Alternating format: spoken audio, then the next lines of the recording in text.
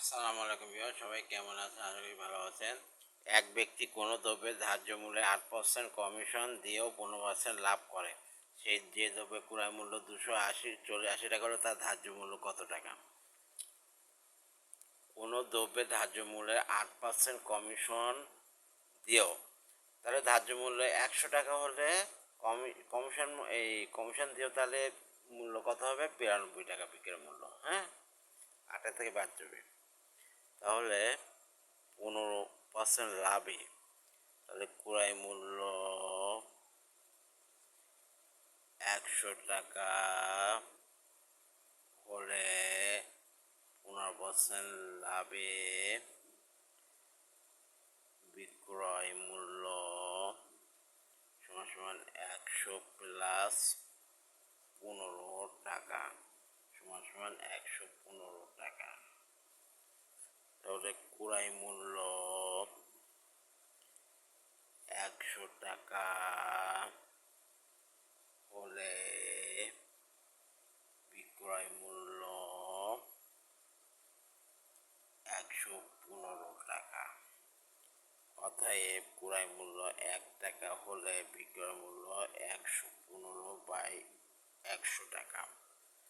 অতএব ক্রয় মূল্য 280 টাকা হলে বিক্রয় মূল্য 115/280/100, শূন্য শূন্য কেটে দেয়, তাহলে এটা হচ্ছে 14, এটা 5, 5 + 2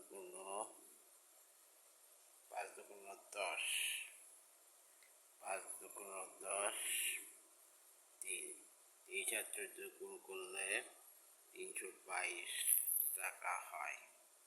এবার আবার 8% কমিশনে বিক্রয় মূল্য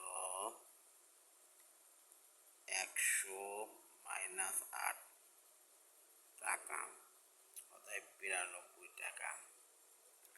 তাহলে বিক্রয় মূল্য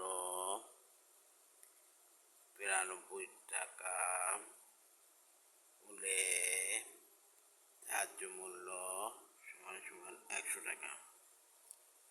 অতএব ওষুধ কোম্পানিতে দেখবেন বিভিন্ন ছাড় দেয়, যে ধার্য মূল্য যদি 100 টাকা হয়, ধরেন 10% ছাড়। একটা ওষুধ যদি ধরেন 100 টাকা হয়, লেখা আছে ধার্য মূল্য আছে 100 টাকা, 10% যদি ছাড় দেয়, তাহলে এর দাম হবে 90 টাকা বিক্রি করতে হবে। এই অঙ্কটা এই সেমই। বিক্রয় মূল্য 1 টাকা হলে ধার্য মূল্য 100/92 টাকা। অতএব বিক্রয় মূল্য 322 টাকা পাইছি। 322 টাকা হলে 100 × 322/92 সমান সমান 350 টাকা। এটা ক্যালকুলেটার করে নেবেন। অ্যান্সার